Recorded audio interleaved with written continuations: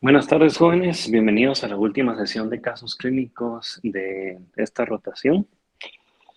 El día de hoy vamos a tener tres casos, ¿verdad? Bastante interesantes. Ahí lo vamos a ir discutiendo por uno, como lo hemos hecho anteriormente, ¿verdad? De pacientes que tenemos en el hospital. Muy bien, empezamos con el primero a cargo, el doctor Luis García. Adelante. Sí, buenas tardes, doctor. Bueno, voy a comenzar con mi caso clínico. Eh, bueno, los datos generales de la paciente.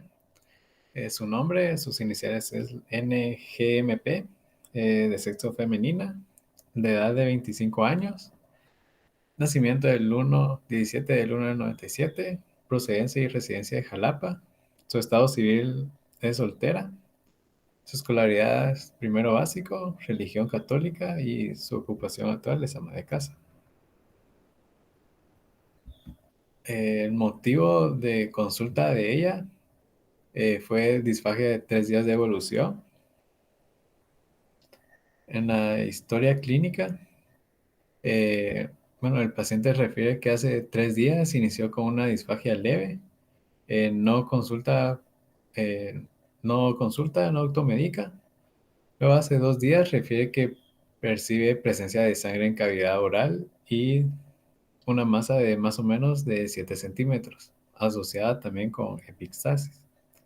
Ella acude al hospital de Jalapa, donde se le realiza laboratorios y en la hematología se le encuentra una hemoglobina de 2,7 con signos de gasto alto.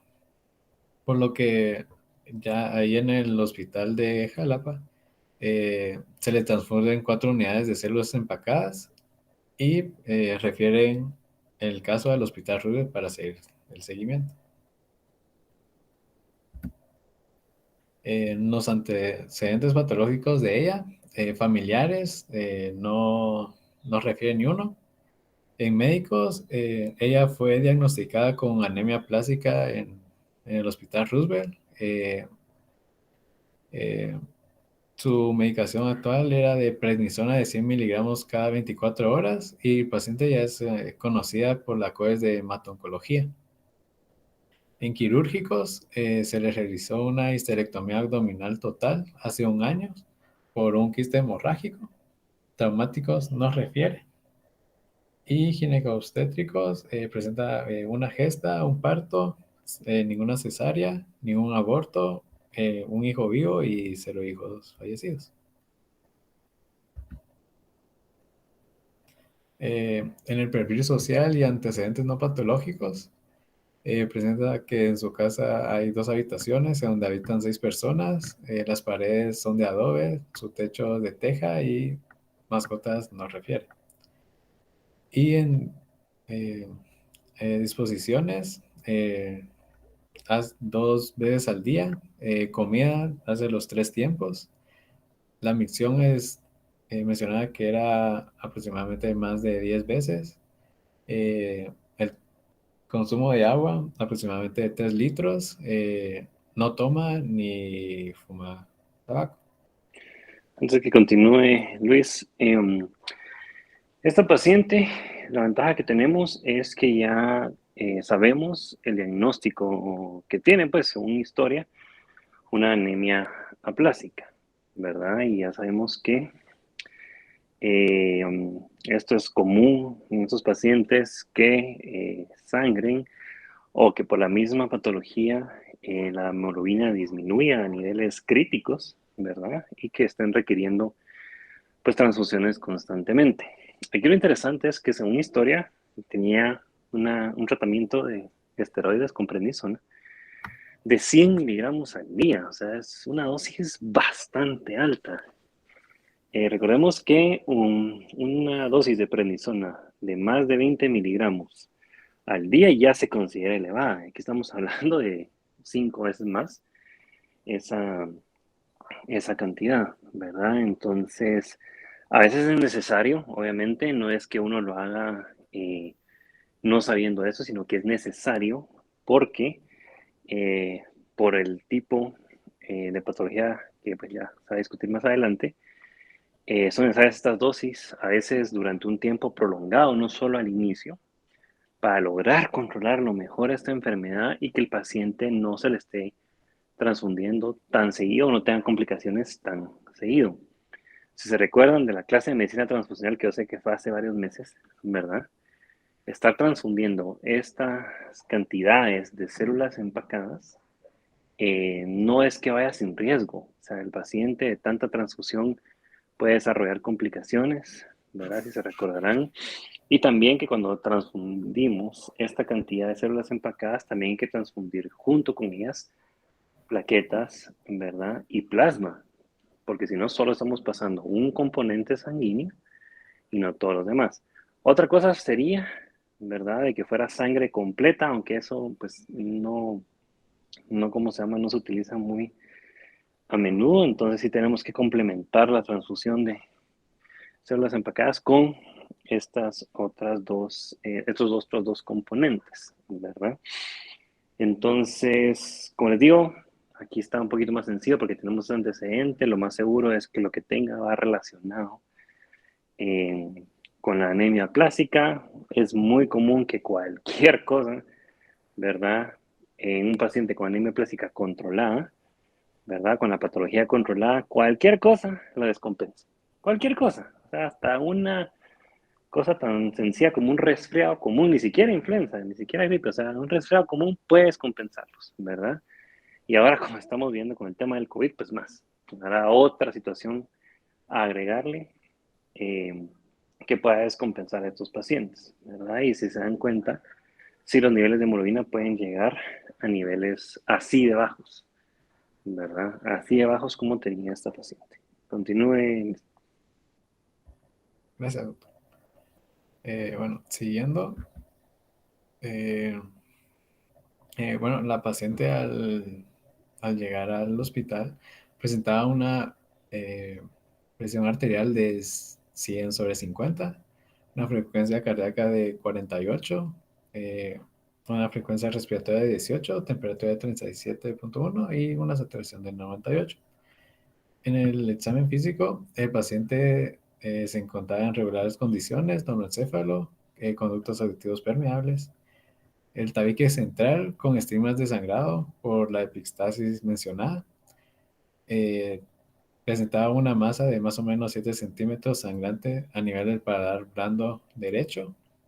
Las conjuntivas se encontraban pálidas, escleras ictéricas, tórax expandible con murmullos vesiculares, el corazón rítmico, sincrónico, el abdomen blando, depresible, con ruidos gastrointestinales presentes, y los miembros inferiores y superiores sin edema, móviles, con un llenado capilar de 3 segundos.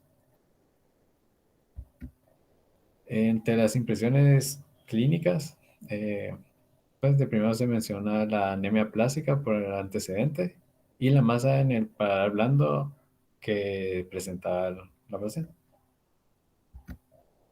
En los laboratorios que se le sacaron cuando llegó al hospital, podemos encontrar unos glóbulos blancos disminuidos.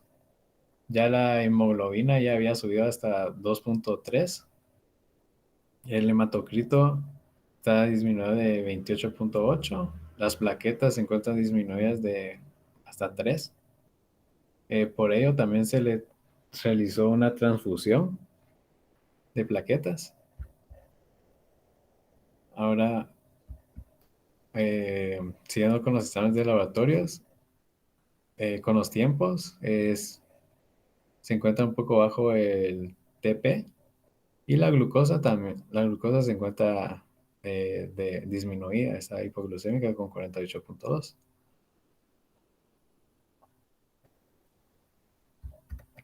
El diagnóstico final fue anemia plástica por su antecedente, la coagulopatía, influenza, ya que al momento de ingresarla se le realiza el hisopado y salió positiva para influenza.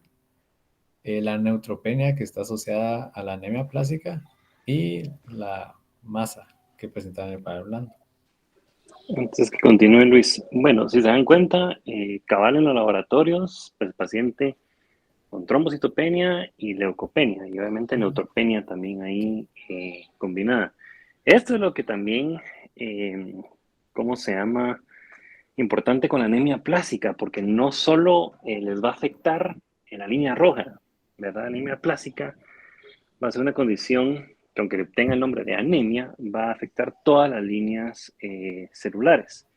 Y por eso también el paciente va a sangrar muy fácilmente por la trombocitopenia que estamos viendo. ¿Se recuerdan de la clase precisamente de ayer? ¿Verdad? En esta condición, pues sí, anemia plástica tampoco es algo que sea común, ¿verdad? O sea, es raro y encima también similar como con lo que discutíamos ayer, hay que descartar un montón de otros procesos antes de llegar a este diagnóstico. Yo les podría decir que hasta podría decir, mejor miremos en leucemia, antes que decir que tiene anemia plástica un paciente con estos laboratorios, ¿verdad? Obviamente aquí ya sabemos el diagnóstico, pues, pero si no lo supiéramos, nos iríamos más por esa vía. Si se dan cuenta, el fibrinógeno está un poquito elevado, ¿verdad? Fibrinógeno también es otro componente similar con la trombocitosis, con la proteína C reactiva, ¿verdad? Con las interleucinas, que son marcadores de inflamación aguda. O sea, se elevan cuando hay un proceso agudo, en este caso la influenza, lo que la está descompensando, junto con la reactivación, por así decirlo, de la anemia plástica, entonces se eleva el fibrinógeno. Algo importante cuando miren ustedes en exámenes de química, una glucosa disminuida, ¿verdad? Por debajo de lo normal. Primero, comprueben que este valor, pues, que el paciente sí esté así, haciendo un glucómetro, algo sencillo, glucómetro rápido, ¿verdad? Porque vamos en pacientes que no tienen antecedente en nada de esto. Uno a veces dice, ¿por qué estar hipolicémico? ¿Será el proceso que está llevando? ¿Será que no está comiendo? ¿Será algún medicamento? Un montón de cosas. A veces la explicación puede ser incluso más sencilla. Recuerden que cuando ustedes van a dejar las muestras al laboratorio, a veces, contadas veces las procesan de una vez, pero muchas veces se dejan ahí y pasa el tiempo hasta que acumulan un buen número de muestras y ya las procesan todas juntas. Entonces, ¿qué pasa? Mientras la muestra sigue ahí, la glucosa se va degradando, se va consumiendo. Entonces pueden aparecer estos laboratorios con glucosas disminuidas, nos asustamos obviamente, corremos a hacer un glucómetro y al final está normal, ¿verdad? Entonces, como les digo, puede ser incluso algo tan sencillo como eso, pero siempre compruébenlo. O sea, no van a decir, ah, es porque dejé la muestra ahí tanto. No, puede ser que el paciente efectivamente esté en hipolicemia, ¿verdad? Entonces, nada les cuesta un glucómetro. Como les digo, ni un minuto se tarda en hacer el glucómetro, más se tarda en conseguirlo que en hacerlo, ¿verdad? Para comprobar este dato. De ahí todo lo demás alterado que miran en la paciente, muchas cosas van derivadas, insisto, de la anemia plástica, ¿verdad? Que es una patología un poco compleja.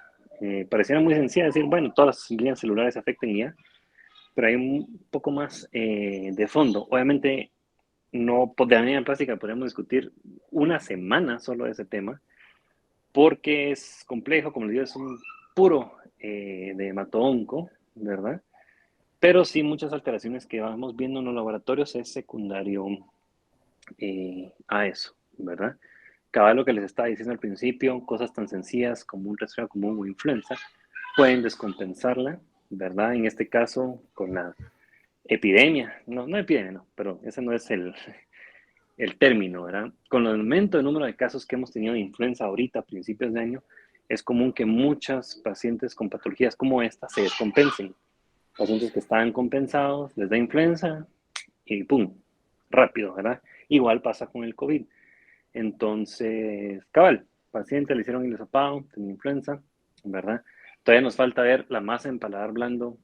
Ahí está, vamos a ver qué nos dice Luis, porque eso está interesante. O sea, el paciente con anemia plástica y ahora tiene una masa. ¿Será esa masa algo benigno? ¿Será algo maligno? ¿Será otra cosa? ¿Verdad? Entonces, interesante porque esto sería algo adicional que habría que ver con esta paciente. Continuemos.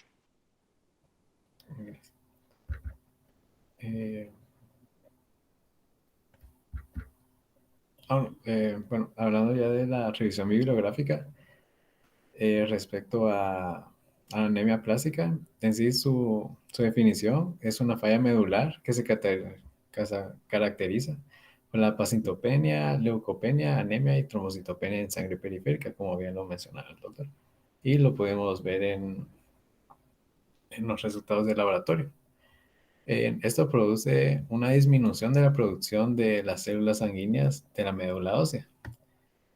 Ahora bien, entre los síntomas que podríamos encontrar en las personas que presentan esta patología, por lo mismo, se encuentra la fatiga, la disnea, palidez, la taquicardia, epistasis por la disminución de plaquetas e infecciones frecuentes o prolongadas.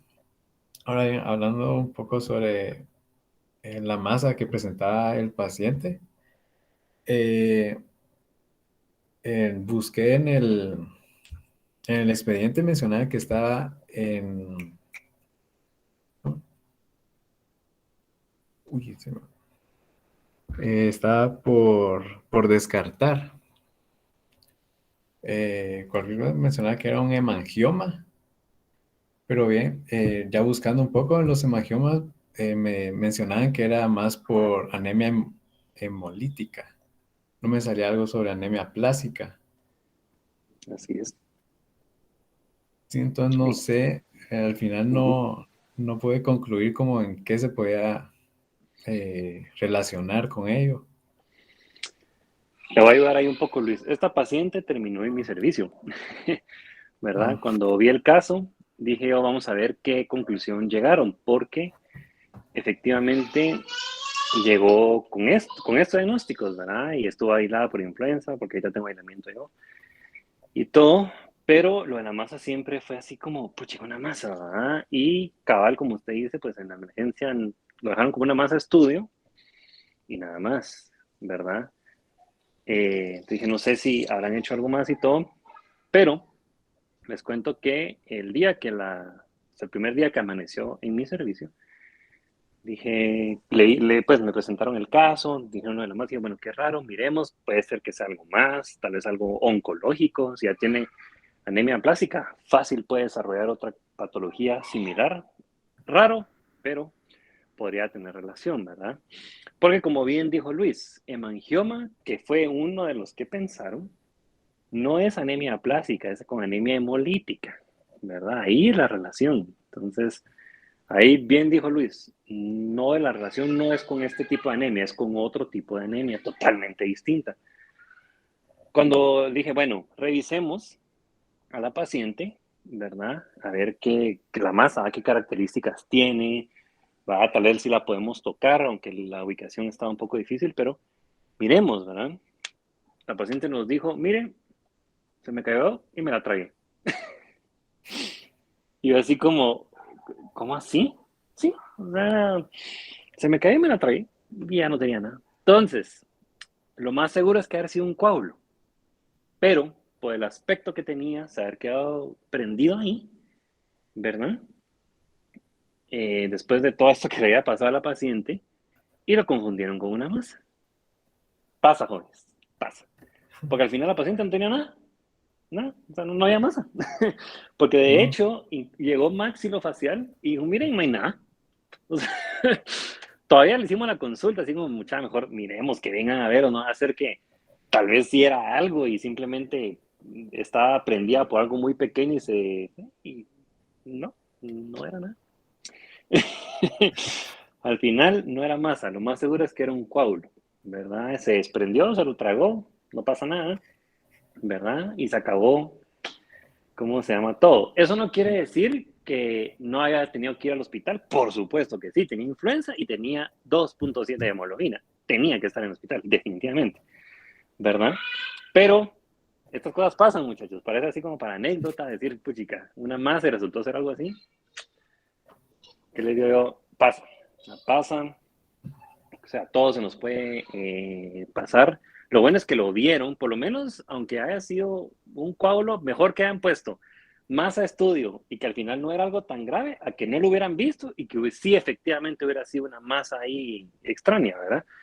Entonces, por lo menos eso me indica que sí le dieron la boca a la señora, sí le exploraron bien, ¿verdad? Obviamente, por su antecedente pensaron que tal vez iba a ser algo más complicado, pero al final, pues, gracias a Dios, no lo fue. Continúe, Luis. Ah, bueno, no, bueno, no sabía cuál había sido el final de eso, la verdad, pero gracias. Eh, bueno, no, no, perdón, eso era todo, pero, perdón, doctor. No, de acuerdo, Luis. Sí, Está bien, está bien. sí, ¿Verdad? Qué bueno que presentó este caso. Como le digo, obviamente este terminó en mi servicio por pura casualidad, no es que yo lo hubiera visto, ¿verdad? Y efectivamente, pues influenza fue lo que descompensó a la paciente, llegó con todo esto, obviamente logró salir, ¿verdad? Ya se sacó el aislamiento, ya la hemoglobina se ha mantenido estable, ahorita solo estamos esperando hematoncos si va a hacer algo más con ella, ¿verdad? Por el tema de la descompensación que tuvo, pero ahorita ya no hay sangrado, ya nada, como le digo, la biomaxilofacial no hay masa, no hay nada así que nos indique que hubo un proceso benigno, maligno a nivel de paladar blando, ¿verdad? Pero, como les digo, es un caso interesante porque en estos tipos de patologías, insisto, cualquier cosa sencilla nos puede compensar. De hecho, la influenza casi que ni iba por eso, pues iba por disfagia, por otras cosas, por la hemoglobina baja, y la influenza fue como de un hallazgo casi que incidental, ¿verdad? Pero, aún así, fue lo suficiente como para descompensarla, ¿verdad? Y crear pues todo esto que tuvo. Y como les digo, también lo de la masa, cuando miren masa, recuérdense de palparlas, de examinarlas un poquito más a fondo, ¿verdad? Aunque no tengan experiencia, o sea, no es de que quiera decir que yo ya solo con verlo hubiera dicho, es un coágulo, es un tal masa, o es hemangioma, lo que sea, ¿verdad? No, o sea, eso requiere tocarlas, sentirlas, ver si duele, ver si es móvil, ¿verdad? Yo sé que la ubicación estaba complicada y tal vez la exploración no hubiera sido tan fácil, ¿verdad? Pero las masas traten de describir cómo se llama todo, los mnemotécnicos que le enseñaban uno en la universidad, la situación, tamaño, forma, superficie, remitencia, todo, ¿verdad? Para que así usted diga, va, con estas características va a parecer más que es benigno, más va a parecer que es maligno, tal vez no es ninguna de las dos y era otra cosa como esta, ¿verdad?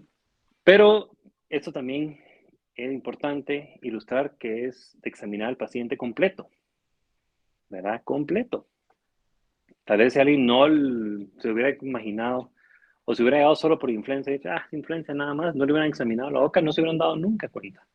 ¿Verdad? Entonces, sí es importante, sobre todo en pacientes hemato-oncológicos, que pueden tener infecciones o cosas en lugares donde uno menos se los espera, examínenlos a fondo, todo, hasta el área genital, jóvenes, ¿verdad? Antes de pasar al siguiente caso en lo que se prepara la siguiente presentación, porque va de la mano con esto, es un paciente que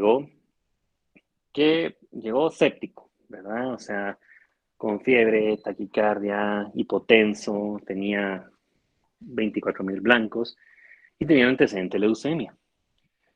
Entonces lo examinaron según, ¿verdad? De pies a cabeza, según lo que decían, oídos, boca, nariz, pulmones, le preguntaban, ¿tenía alguna molestia para orinar? O sea, de todo y nada.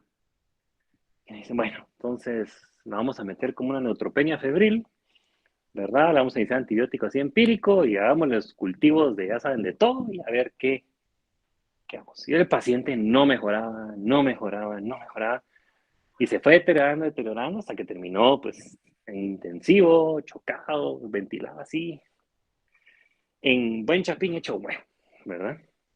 Y no daban.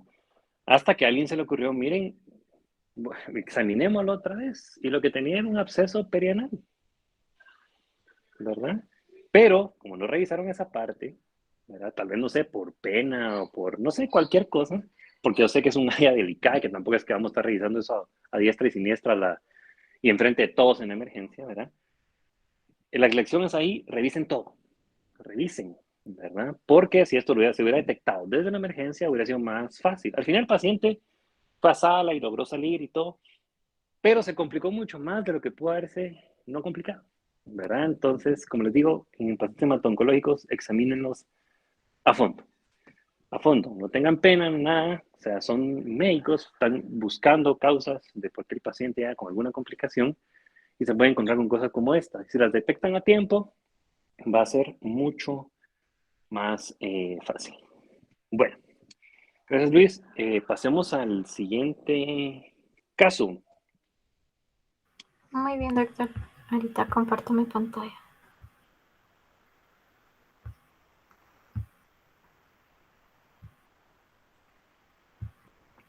¿Sí se Muy lo grabó? bien. Sí, ahí estamos. Pasamos al segundo caso de hoy a cargo de la doctora Ileana Estefanía Núñez. Adelante. Gracias. Bueno, para empezar con los datos generales, mi paciente era mujer con las iniciales AAA. Ella nació el 22 de julio de 1959, tenía 62 años. Su estado civil es soltera, procede de zona 6 de Guatemala y igualmente reside en zona 6. Profesión pues no indicaron, etnia no indígenas, ocupación pues ama de casa y su escolaridad llegó hasta bachillerato con una religión cristiana. El motivo de consulta de la paciente pues fue alteración del estado de conciencia con un día de evolución. Esta paciente pues llegó inconsciente y el hijo fue quien nos brindó toda la información. En la historia de la enfermedad actual tenemos que el familiar de la paciente refirió que hace 24 horas inició con alteración del estado de conciencia con tendencia al sueño hasta dejar de responder a estímulos verbales. Esto posterior a la ingesta sospechosa porque ni él la vio ni nadie, pero vieron un bote, unas pastillas ahí abiertas, entonces por eso sospechosa, de varias pastillas de glimenclamida.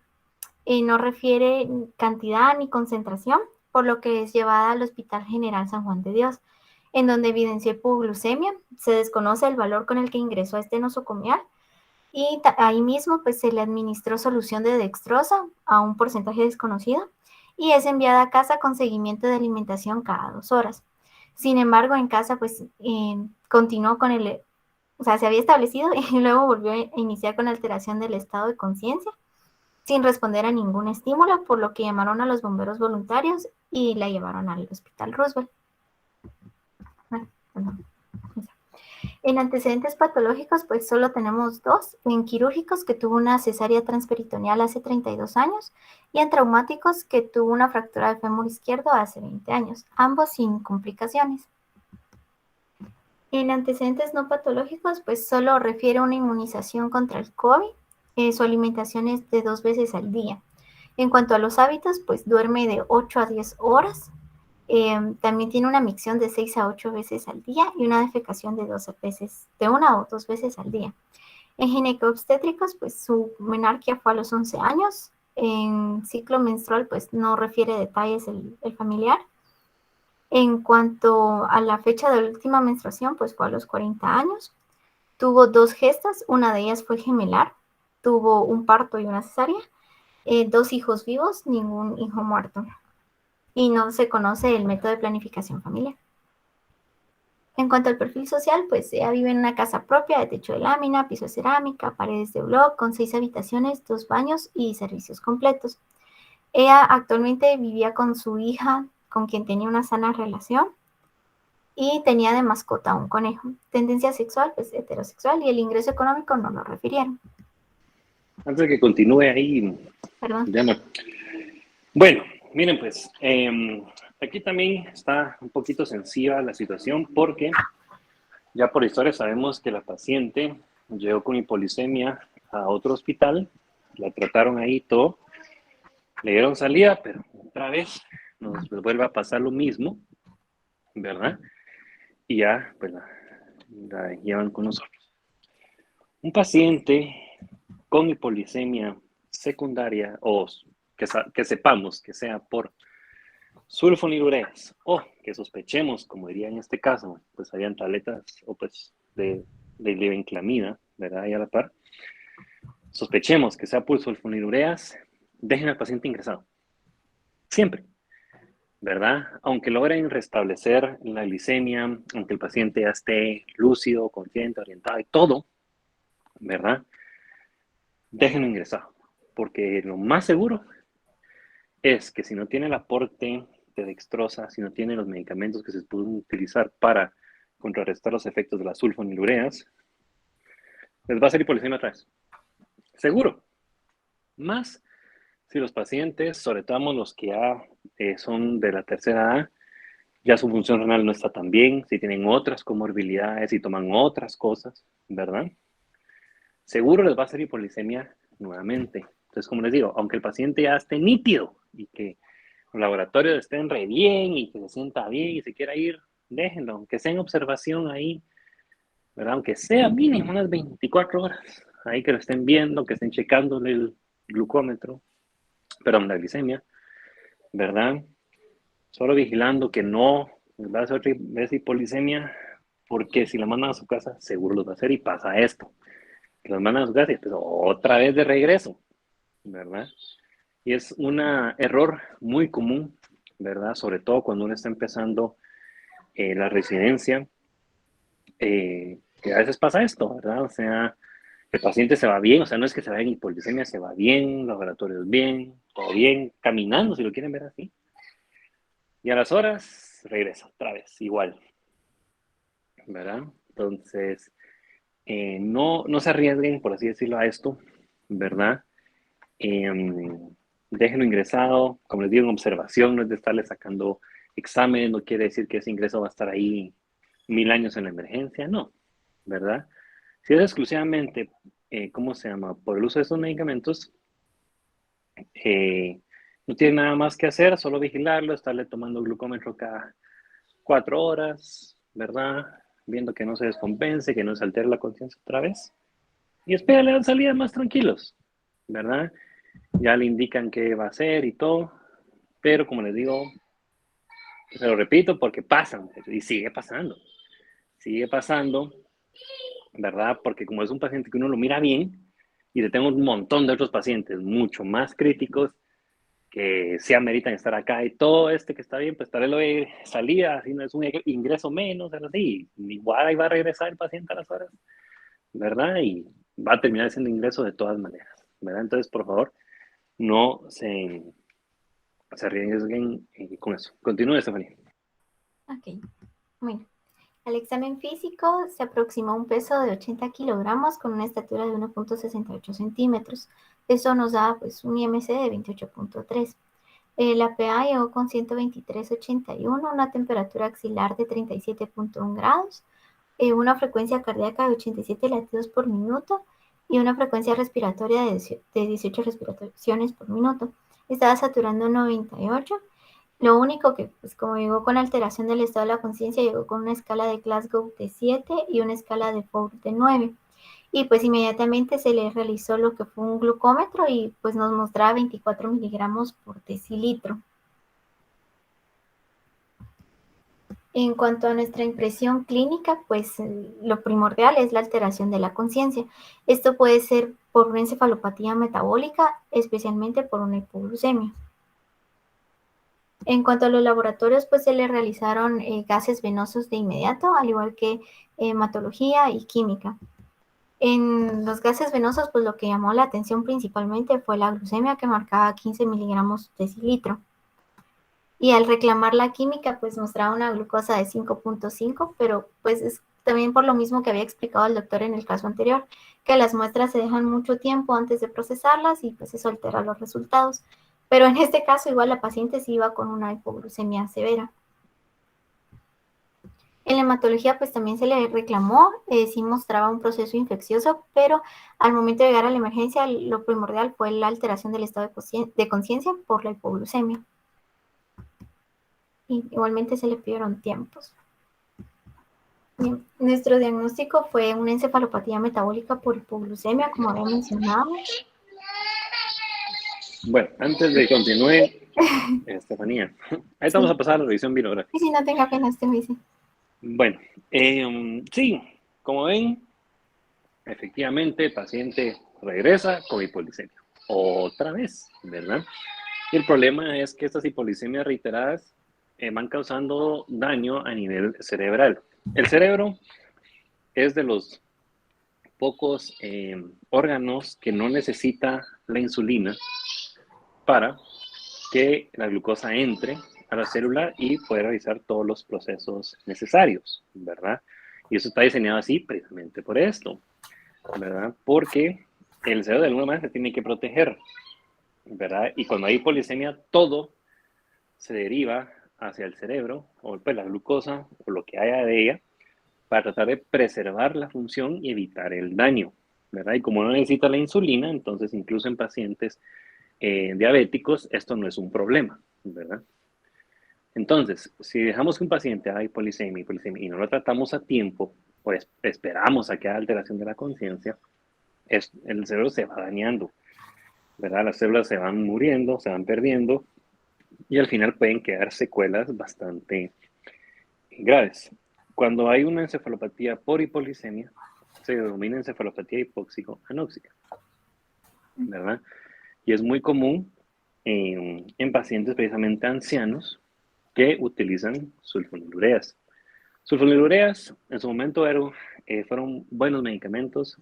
Ya sabemos que son hipoglicemiantes, o sea, su función, pues aparte del mecanismo de acción, su función principal es bajar la glicemia, o sea, bajarla, ¿verdad? Entonces, como les digo, en su momento fueron muy buenos, pero ya con el paso del tiempo se han formado nuevas familias de medicamentos con menos riesgo, con beneficios adicionales, sobre todo a nivel cardiovascular, ¿verdad? Y las sulfonilureas ya han ido quedando ya un poco en el olvido, ya casi no se utilizan, incluso en las guías, ya en algunas ni aparecen, ¿verdad? Porque pasa esto, ¿verdad? Que pacientes cuya función renal no está tan bien, es cierto, esta paciente tenía 1.15 de creatinina, pero si le sacan la tasa de filtrado, fijo, le sale disminuida. Fijo, solo por la edad. Ahí está, ahí solo con eso, ¿verdad? Entonces, ¿cómo se llama? Ya la sulfonilurea permanece más tiempo circulando, más tiempos se dan sus efectos y pasa esto. Por eso es que casi ya no se utilizan, porque el riesgo de polisemia es demasiado alto y más en pacientes ancianos. Y recuérdense que por epidemiología, ahorita sí es cierto, ha cambiado un poco, ¿verdad? Ya hay pacientes diabéticos tipo 2 más jóvenes, ¿verdad? Pero por lo regular van a ser ya pacientes más adultos o adultos mayores. Entonces, si utilizamos todavía sulfonilureas, tenemos mucho riesgo de hipoglicemia. Lo que pasa es que aquí en Guatemala, primero, mucha sulfonilurea ya viene combinada con metformina, ¿verdad? Entonces les venden metformina más glibenclamida, metformina más glimepirida, ¿verdad? Entonces, ¿cómo se llama? Es más práctico para el paciente. Dice, bueno, si en una pastilla vienen dos medicamentos, pues más fácil así que tomarme dos pastillas, ¿verdad? Son baratas, que eso es otra cosa, ¿verdad? Es cierto, la metformina también es barata, pero como usualmente necesitamos metformina más algo más, según las guías, pudiéramos usar cualquier otra cosa, inhibidores de la DPP4, de los SGLT2, ¿verdad? Insulina, pero son más caras, ¿verdad? O requieren un almacenamiento específico, como la insulina, por ejemplo. Entonces, como estas son más baratas, más accesibles, si lo quieren ver así, pues obviamente son más populares y hay mucha gente que toma sulfonilureas. Yo trato siempre de pacientes que he visto, tanto en el hospital como en lo privado, que utilizan sulfonilureas, ¿verdad? Quitárselas, es decir, mire, mejor consiga esto, tal vez sí va a ser un poquito más caro, pero va a tener menos efectos adversos, menos idas al hospital y un montón de cosas más, ¿verdad? O pacientes que van a iniciar tratamiento para diabetes, podría recomendarles otro tipo de medicamento y no sulfonilurea, porque este es el problema, ¿verdad? Hipolisemia. Por esos medicamentos lo vemos mucho en el hospital, mucho, ¿verdad? Yo cuando vi este caso dije, a ver si no en los laboratorios me va a salir con falla renal crónica, o ya datos de falla renal crónica, ¿verdad? Una creatinina en 3, 4, porque eso siempre pasa, ¿verdad? Pacientes ya con hipolisemia resulta que tienen falla renal y nunca se habían dado cuenta, ¿verdad? Entonces, todavía esta paciente no tiene una creatina tan alta, pero como les digo, calculen la tasa y seguro le va a salir disminuida. Seguro. Y ya solo con eso, ¿verdad? Ya nos da problemas. Entonces, como les digo, sulfonilureas ya no lo utilicen, hay un montón de medicamentos más, ¿verdad? Incluso no tienen que utilizar insulina porque mucha gente todavía le tiene mucho miedo, hay mucho tabú alrededor de la insulina. Entonces puedo utilizar otras cosas, ¿verdad? Hay un montón de opciones, pero sulfonilureas ya no, ya dejémoslas por un lado. Y como les digo, vuelvo a insistirles para que no les pase si alguna vez, ¿cómo se llama? Les toca, no le den eres un paciente que llega por hipoglucemia por las sulfonilureas. No se lo den, déjenlo en observación, ¿verdad? Porque sí es muy factible que vaya a volver a ser hipoglucemia y cada vez llegue peor, ¿verdad? O que las funciones cognitivas no las recupere del todo, ¿verdad? Entonces esta paciente pues a ver cómo le habrá ido, pero sí, como les digo, importante tener eso en cuenta y sulfonilureas ya no las utilicen otras cosas. Continúe, Estefanía. Ok, y también respecto a lo que usted había mencionado de la clasificación, yo había entendido que la clasificación hipóxico-anóxico era más que todo en procesos isquémicos, por eso me dio duda y mejor lo categoricé como metabólico. No, pero está bien así también. Ok. Bueno, en cuanto a la revisión bibliográfica, para empezar, ¿qué es una hipoglucemia? Para definirla y para también diagnosticarla incluso, vamos a utilizar lo que es la triada de Whipple. Es una forma sencilla de identificarla. Esta se va a caracterizar de 3 componentes. El primero es, una concentración plasmática baja de glucosa. Esto quiere decir menor de 50 miligramos de decilitro. También que hayan signos y síntomas compatibles con la hipoglucemia, que los voy a mencionar un poco más adelante.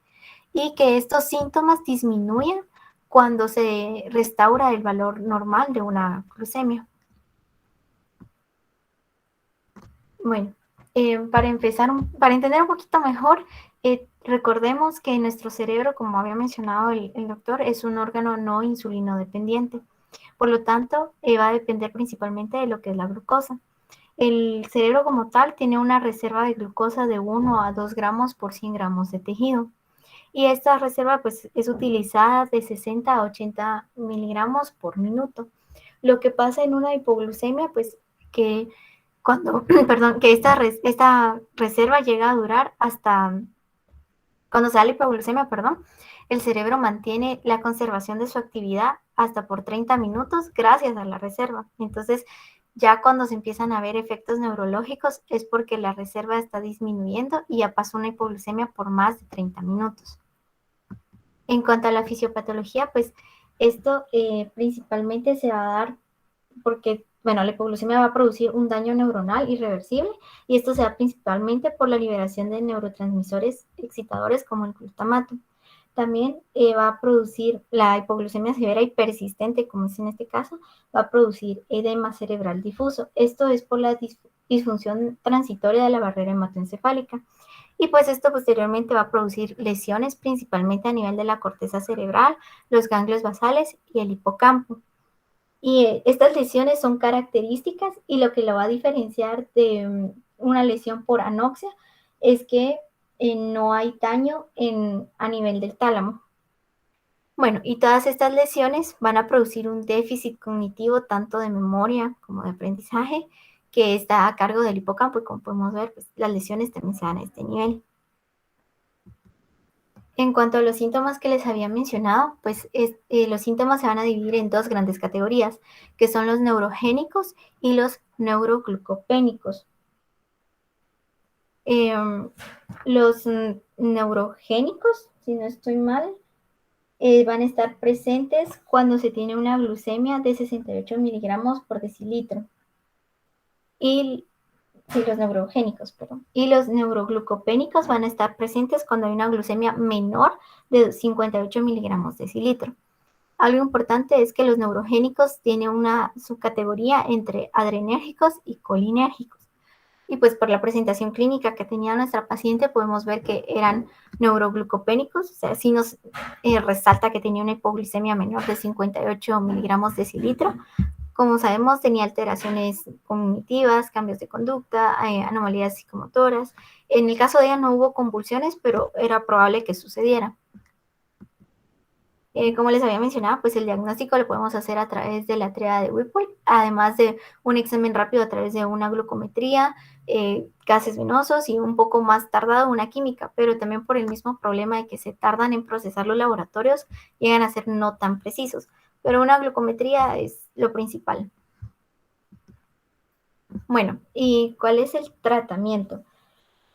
Principalmente se va a iniciar con un bolus de 25 gramos. Esto quiere decir que va a ser glucosa, o en nuestro caso dextrosa, al 50% en 50 mililitros. Esto por vía intravenosa.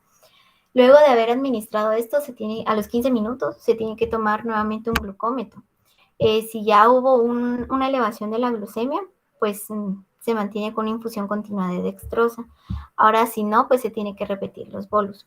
Ya como cuarto paso es que se mantiene la infusión continua de dextrosa al 10% y controles de glucemia a través de un glucómetro cada hora o cada 2 horas. Algo importante también es mantener la vía aérea. En el caso de nuestra paciente, si no mal entendí, fue intubada posteriormente cuando fue trasladada al área de shock. Esto porque pues en el estado que se encontraba el cerebro ya no se mantenía una adecuada vía aérea. Y también se tiene que vigilar. Esto no solo las glucemias con glucometría, gases venosos y químicas, sino que también es indicado pues conectarlas a los monitores hospitalarios. Y bueno, según me explicaron mis residentes, en el Roosevelt se debería de hacer infusión continua de dextrosa, pero hasta donde entendí, me dijeron que no se hacía por recursos, si no estoy mal. Y eso es todo. Mis referencias bibliográficas, no sé. Si el doctor Gracias, tiene Estefanía. Sí, ahí estamos a hacer unos comentarios en lo que prepara la siguiente presentación. Sí, importante, cabal, es proteger la vía aérea. Si el paciente, ¿verdad? Su FOR está muy disminuido, o Glasgow, que pues realmente nosotros Glasgow no deberíamos utilizar porque es para trauma craneoencefálico, pero bueno, si está disminuido y el paciente miramos que la vía aérea no se va a mantener adecuadamente permeable o puede broncoaspirar, hay que intubarlo, ¿verdad? Aunque se extúe después, aunque se extúe rápido, no importa, hay que proteger la vía aérea, porque el paciente puede broncoaspirar, ¿verdad? Y eso puede ser lo que al final haga que el paciente fallezca, no tanto incluso la hipoglicemia. Entonces, sí, siempre protejan la vía aérea. Cuando es hipoglicemia secundaria sulfonilureas, pueden utilizar, aparte de dextrosa, octreotide. Es un medicamento que se utiliza para HGIS, pero como es un análogo de la somatostatina, ¿verdad? Por los efectos que tiene, puede ser utilizado aquí, infusión también, para paliar los efectos de las sulfonilureas. La infusión de dextrosa, de hecho, sí se realiza. Es cierto que a veces hemos tenido dificultad con los recursos. Yo me recuerdo que recién hubo un tiempo en que no había dextrosa. Simplemente no había, ¿verdad? Y teníamos que recurrir a otras maniobras para aportar glucosa al paciente, ¿verdad? Entonces, sí, por la situación de los hospitales a veces no está el recurso, pero si hay que hacerlo, ¿verdad? Algo importante con las infusiones de dextrosa, porque dextrosa hay al 5%, al 10%, al 30%, al 50%, obviamente eso quiere decir que hay más glucosa por 100 ml de dextrosa. Traten de utilizar la dextrosa de menor porcentaje. Alguien diría, bueno, ¿por qué no la de mayor? Le voy a aportar más. No necesito tal vez tanto líquido y así recupera más rápido el paciente. No es tanto esa la razón, sino que recuerden que si ustedes aportan dextrosa, que finalmente va a ser en glucosa, ¿qué va a hacer el cuerpo? Va a responder ante ese aporte secretando insulina. Y es un ciclo de retroalimentación positivo. Entonces, si utilizan una dextrosa de un porcentaje muy alto, puede ser que aporten demasiada glucosa. Entonces, el cuerpo va a reaccionar, ¿verdad? Y va a empezar a secretar insulina. Entonces, van a estar con infusión de dextrosa. El paciente va a seguir con la glucosa limítrofe o va a seguir con hipoglicemia. Y uno dice, pucha, ¿pero qué está pasando? O sea, ¿por qué sigue así? Y a veces es por eso. Entonces, traten de utilizar la dextrosa de menor porcentaje, 5 o 10%. Si utilizan del 30%, también recuerden que tiene que ser vía central, ¿verdad? Si no, nada, quemar las venas al paciente. Entonces, aquí como pusieron infusión continua, estos 10% está bien. Controles sí cada hora, idealmente, ¿verdad? Eso es cuando ya el paciente haya recuperado. Si no es cada 15 minutos, como dice el algoritmo, ¿ah? O sea, cada 15 minutos hasta que recupere. Ya haga recuperado, ok, ya cada hora, ¿verdad? Sí hay que ir monitorizando todo lo demás. Obviamente, si el paciente tiene comorbilidades y todo, pues hay que ver si no algunas de estas se descompensan, ¿verdad? A veces que infecciones u otras situaciones descompensan la glicemia y no siempre va a producir hiperglicemia, sino a veces producen hipoglicemia o al revés, la hipoglicemia va a desatar otras complicaciones de otras comorbilidades que pueda tener el paciente, ¿verdad? Entonces, esto es lo importante. Por último, con respecto a hipoglicemia, recuérdense que es preferible mantener un paciente hiperglicémico que hipoglicémico. Está bien, la hiperglicemia también no es saludable, también hay complicaciones agudas de la diabetes como la cetoacidosis diabética y el estado hiperosmolar hiperglucémico, pero si es una hiperglicemia simple, eso no va a matar al paciente tan rápido. La hipoglicemia sí, la hipoglicemia hay que actuar rápido, hay que restablecer la glucosa rápido porque los pacientes sí se pueden morir por eso en cuestión de horas, ¿verdad? A cambio de la hiperglicemia, para la podemos nosotros controlar y darle chance, ¿verdad? Tampoco les digo, entonces, no importa la hipoglicemia. No, por supuesto que sí, pero más mata la hipoglicemia rápidamente que la hiperglicemia. Entonces, importante esto, ¿verdad? Estar pendientes de estos pacientes, ¿verdad? Ya la glicemia, tómenlo como un signo vital adicional. Aunque el paciente no sea diabético, saquen el glucómetro de una vez, ¿verdad? Y de hecho, cuando llega un paciente con alteración de la conciencia, que no sabemos por qué llegó con alteración de la conciencia, lo primero o de las primeras cosas, aparte de proteger la vía aérea, ver que no esté en paro y todo esto, ¿verdad? Lo primero que hay que investigar es cómo está la glicemia. O sea, el primero es glucómetro. Después de haber visto todo lo del ABC, glucómetro. De una vez, ¿no tiene hipoglicemia? Ok, va. Vamos a otro lado entonces. ¿Tiene hipoglicemia? Ahí está posiblemente la causa, entonces recuperemos ese parámetro, ¿verdad? Entonces, porque a veces nos olvida, a veces pensamos que va a ser SD o otra cosa y el glucómetro, ¿cuánto tenías? A ver, ¿verdad? Entonces, háganlo siempre y como les digo, la hipoglicemia hay que tratarla rápido, siguiendo el algoritmo y todo, pero no hay que dejar que el paciente esté en hipoglicemia prolongado, sino las secuelas que puede tener sí pueden llegar a ser bastante profundos y el paciente incluso no poder ser funcional posteriormente. Entonces, como les digo, polisemia hay que tratarla adecuadamente y prontamente. Muy bien, muchas gracias. Pasemos al último caso. Entonces, ¿verdad? Sí, ya finalizamos.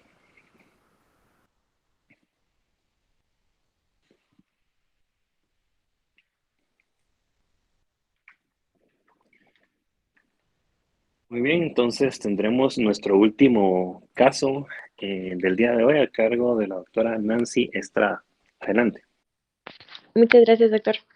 Bueno, el paciente de sexo masculino con iniciales SS, de 48 años de edad, casado, evangélico, no refiere profesión, que se ocupa de carpintería y procede de San José Villanueva y reside actualmente en San Miguel Petapa, con escolaridad de primero básico y etnia no indígena. Se presenta con antecedentes patológicos, que su padre padecía de diabetes mellitus tipo 2, madre de hipertensión arterial, quirúrgicos con una apendicectomía hace 25 años y no refiere antecedentes traumáticos ni médicos. Su perfil social, pues él vive en una casa alquilada de 3 habitaciones con 4 habitantes, su techo de terraza, pared de bloc, piso de cemento, llega a tener mascotas y tiene servicio de agua, luz, teléfono e internet. En sus antecedentes no patológicos podemos ver que en sus hábitos y manías micciona de 2 a 3 veces al día, defeca 2 veces al día, toma 3 vasos de agua al día y tiene un antecedente de 30 años de OH, de un trago por día. y también niega que fuma. Se presenta la emergencia el 7 de enero y su motivo de consulta es melena de un día de evolución. Y su historia de la enfermedad inicia con que el familiar del paciente refiere que hace 4 días inicia con distensión abdominal más dolor de intensidad 6 de 10, de tipo opresivo generalizado en abdomen, asociado a disnea, astenia, dinamia y distensión abdominal. Pues el dolor progresa a una intensidad 8 de 10 que no alivia el cambio de posición, por lo que él se automedica con Sertal compuesto, con lo que esto se alivia el dolor. Sin embargo, hace una hora el dolor reaparece y se asocia a deposición melénica de 100 cc con aspecto de chingaste de café, por lo cual decide consultar. Al examen físico, el paciente presenta una PA de 140/70 con una frecuencia cardíaca de 104 latidos por minuto, frecuencia respiratoria 16, su oxigenación en 93, temperatura 36.7, con un peso de 60 kilogramos y una talla de 1,60 m. Se presenta con palidez generalizada debilidad generalizada, con un abdomen globoso, con presencia de ondas cíticas sin presencia de circulación colateral y dolor a la palpación profunda del abdomen. Se le realiza un tacto rectal, el cual es positivo para melena.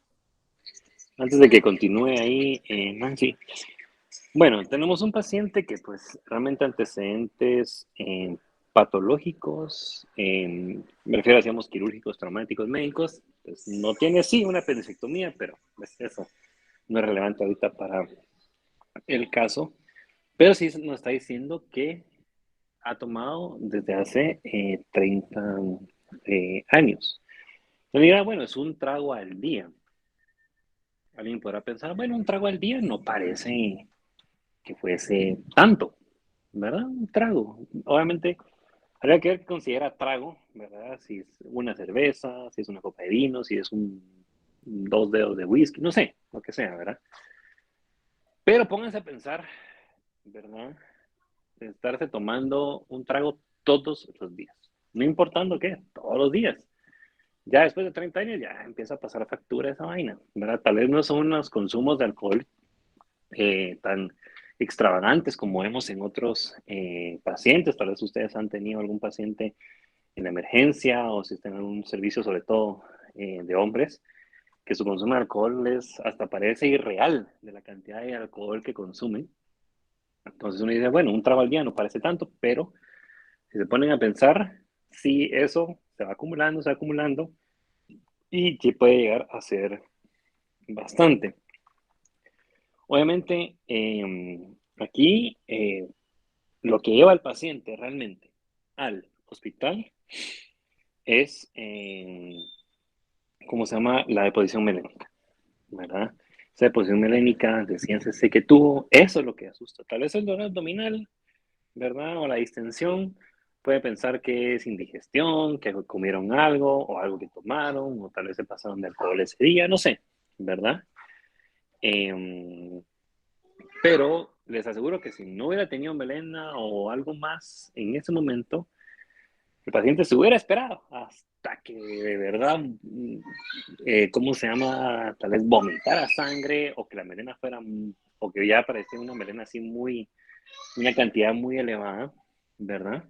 Entonces, hasta ahí hubiera consultado, o que el paciente se hubiera, no sé, chocado o algo así por las pérdidas sanguíneas y ahí hubieran consultado. Entonces, ¿cómo se llama? Lo bueno es que, o sea, lo bueno en el sentido de que le pasó esto y llegó al hospital relativamente rápido, ¿verdad? Y ya pudimos ver qué tenía y atenderlo, porque como se han dado cuenta, mucha gente deja pasar el tiempo demasiado con cosas que uno dice, puchi, que a mí me pasara eso, ya estaría en una hora, ya estaría en el hospital viendo qué sucede. Pues si hay gente aquí que pasa mucho tiempo, días, hasta semanas o meses con tal cosa y no consultan hasta que algo pasa, se descompensan demasiado o a veces ya no hay nada que hacer, ¿verdad? Y más si este paciente no tenía antecedentes, menos porque a decir, pues no padezco de nada, lo más seguro es que es algo más sencillo.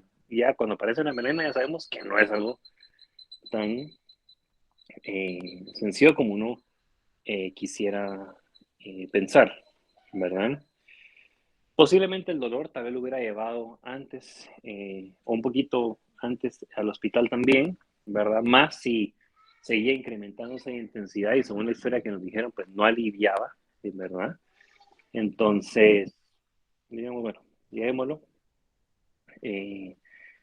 Tal vez, ¿cómo se llama? Puede ser una infección abdominal o algo así, ¿verdad? O sea, lo que menos van a pensar es ya algo que tenga que ver con deposiciones melénicas o, obviamente, si es melena, ya sabemos que esto va como para HGIS, entonces no lo piensa la gente, piensa que hace algo mucho más sencillo. Entonces, sí es de prestarle mucha atención a esto, también cuando llega, porque es muy fácil decir, ah, es una gastroenteritis, así algo sencillo, ah, fijo, es algo, una, no sé, así como dicen, indigestión o como comúnmente dirían aquí, empacho, ¿verdad? Y es muy fácil como decir, ah, que toma Omeprazol, Sertal o algo más fuerte y a su casa, ¿verdad? Pero no, hay que prestar atención a todo esto y a los antecedentes, incluso cuando los antecedentes no parezcan tan dramáticos o algo muy específico, entonces no hay que dejarlo por un lado, hay que prestar atención a todos los datos. Bien, continúen, Nancy. Gracias, doctor. Bueno, y sus laboratorios, pues él presenta sus glóbulos blancos disminuidos, pero con neutrofilia, con hemoglobina de 9.6, un hematocrito de 29.6. No lo agregué, pero sus plaquetas estaban en 60.000, con sus tiempos de coagulación todos prolongados, con su INR de 2.5. Y en su química, pues sale que tiene todas sus pruebas de bilirrubina aumentadas, con las transas también aumentadas, los cuales nos van a indicar que podría ser un problema hepático. A las impresiones clínicas, pues se dice que podría ser una hemorragia gastrointestinal superior, esta varicial por varices esofágicas o gástricas, o no varicial por úlcera duodenal o gástrica o una gastropatía urémica, y también una hepatopatía de estudio, que podría ser una cirrosis hepática o NASH. Bueno, el 12 se realiza una endoscopía. Esta endoscopía pues permite visualizar el sitio del sangrado para valorar la intensidad y realizar el tratamiento. Al paciente se pasa endoscopía hasta el día 12 debido a que su INR estaba en 2.5 y para hacer una endoscopía debe estar por lo menos abajo de 1.5. Y en este se identifica que tiene varices grandes de mal pronóstico, por lo cual se le realizan 6 ligaduras por bandas elásticas por estas varices. Pues el diagnóstico final es una hemorragia gastrointestinal superior varicial por varices esofágicas. Las varices esofágicas suelen darse por una cirrosis hepática que causa una hipertensión portal. Es una de las principales complicaciones y se va a aparecer entre el 25 y el 35%. En el paciente se verían aproximadamente así como en la imagen, pero decir como que es de mal pronóstico, se van a ver como manchas rojas en las varices, como en el lado derecho, pero un poquito más, se identificaría un poquito más. Y estas varices esofágicas se van a dar por el incremento de la resistencia vascular intrahepática, esta por la fibrosis y la vasoconstricción que se va a dar, y el aumento del retorno venoso al sistema portal, que eso se ocasiona por la vasodilatación de la arteriola esplácnica. El mecanismo determinante será el incremento de la tensión a la cual está sometida la pared de las varices, y una vez superada su capacidad de elasticidad, pues va a crear estas varices esofágicas. Las manifestaciones clínicas. En un paciente con HGIS varicial vamos a ver hematemesis, melena, dolor abdominal, dispepsia, mareo, disnea, síncope, hematoquesia si es pues un sangrado agudo y bastante, entonces vamos a poder ver hematoquesia. También se va a presentar sangre oculta en heces. Al examen físico puede haber evidencia de inestabilidad hemodinámica como taquicardia, hipotensión o un estado mental alterado. También se puede presentar hipotensión ortostática, que esta es vista con pérdida de sangre aguda de más de 2 unidades, palidez, sensibilidad abdominal, a un examen rectal positivo, y se debe también evaluar signos de enfermedad crónica del hígado.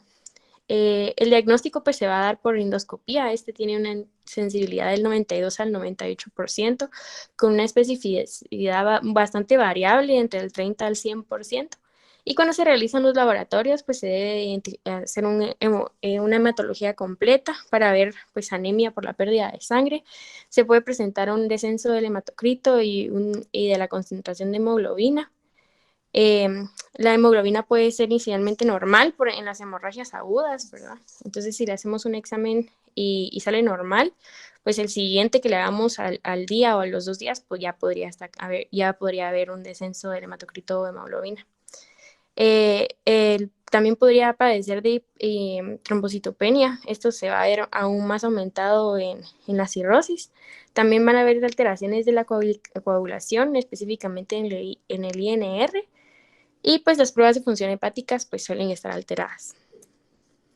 Para el tratamiento, pues cuando se sospecha de la hemorragia y pues es una sospecha de varices, se le debe dar al paciente vasopresina, terlipresina, somatostatina u ocreótido. En el hospital usualmente se da ocreótido o terlipresina. Pues la terlipresina nos va a ayudar a disminuir la presión portal, la presión venosa portal, ya produciendo una vasoconstricción mantenida en el tiempo sobre la circulación esplácnica. A cambio, el ocrótide nos va a inhibir la secreción de hormonas, esta incluyendo la serotonina y otros péptidos gastrointestinales. Se le debe realizar al paciente una endoscopía en menos de 24 horas, donde ya vamos a poder identificar si son varices esofágicas o gástricas. En este caso de varices esofágicas, pues se colocan las bandas elásticas que se colocan como se ve en la imagen del lado derecho.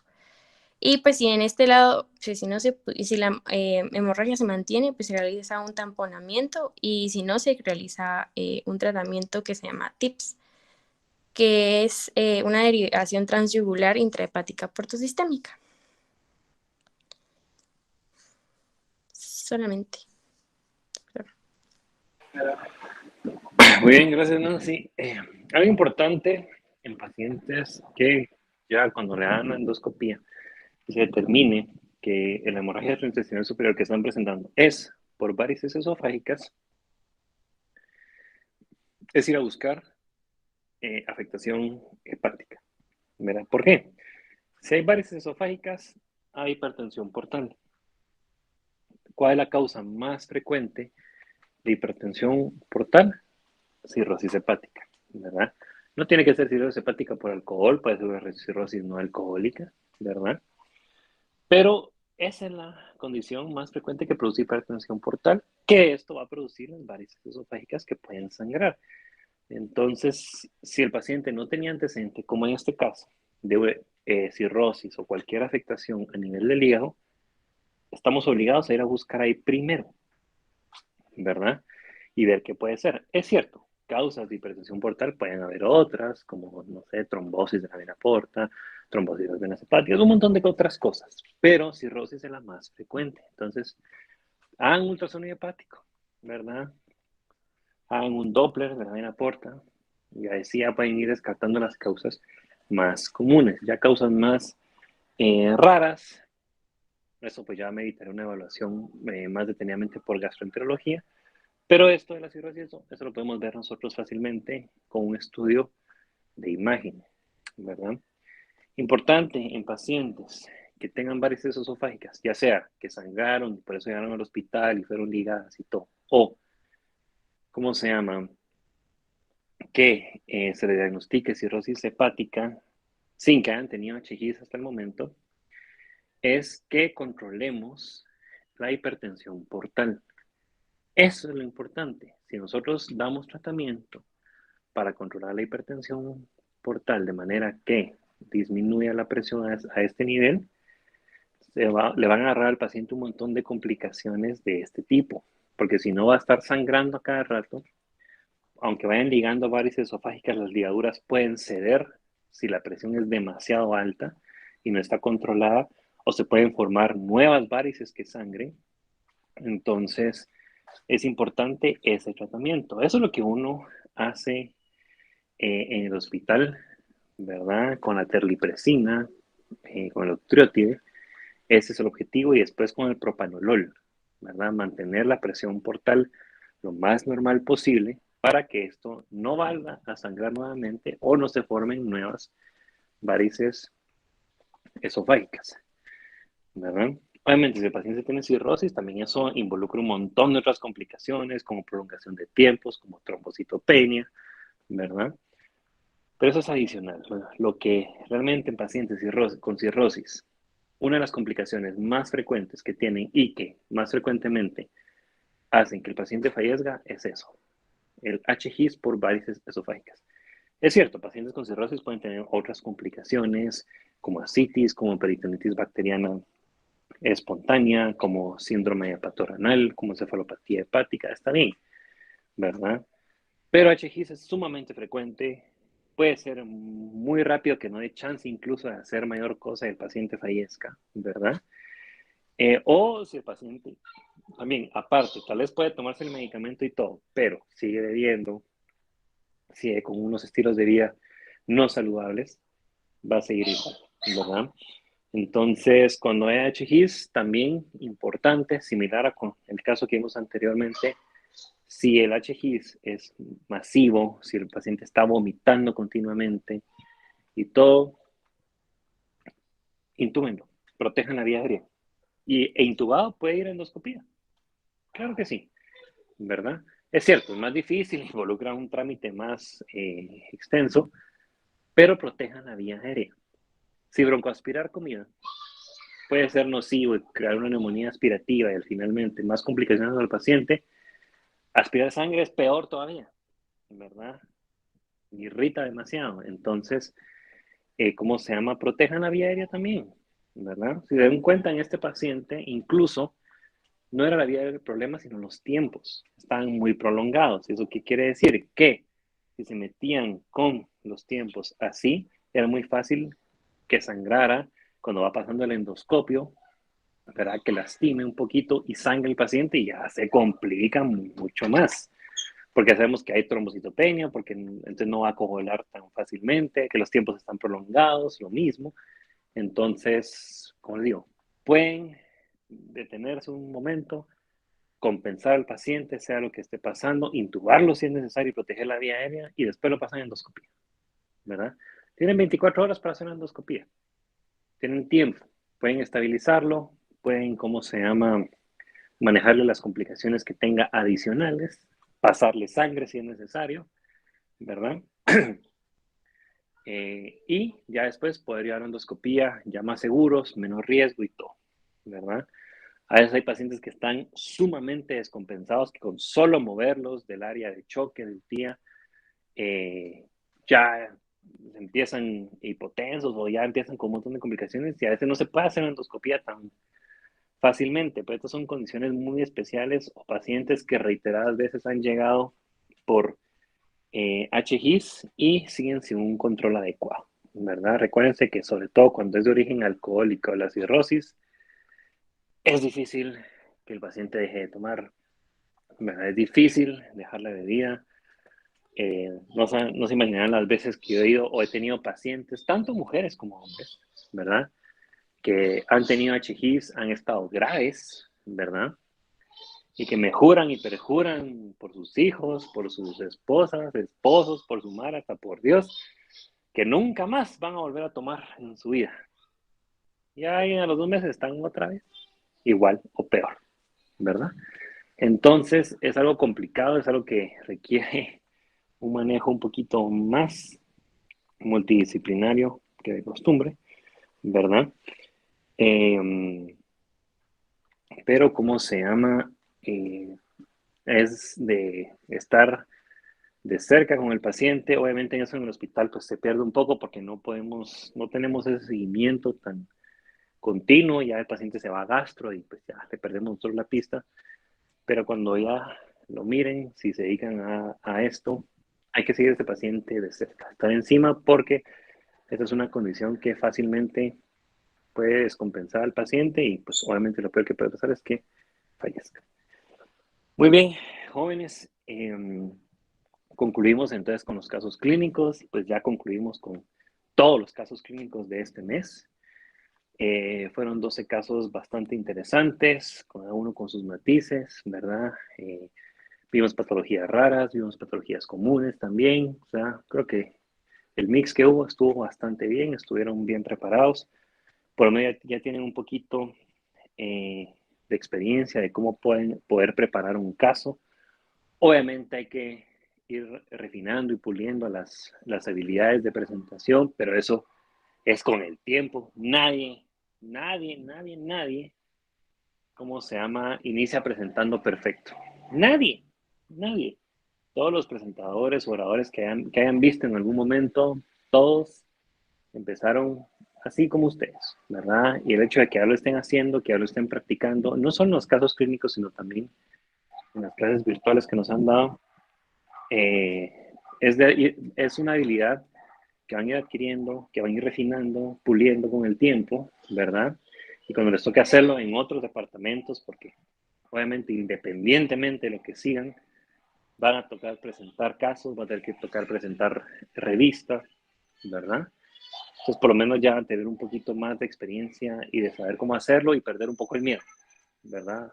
Este tipo de ejercicios ayudan también a perder ese miedo natural que uno tiene de hablar frente a un grupo de personas, incluso, aunque sea virtual, incluso así, siempre da un poquito de temor, pero como les digo, este tipo de ejercicios pues les ayudan en eso. Ya solo nos queda el día de mañana la última clase teórica, el viernes es su parcial y el lunes termina su rotación.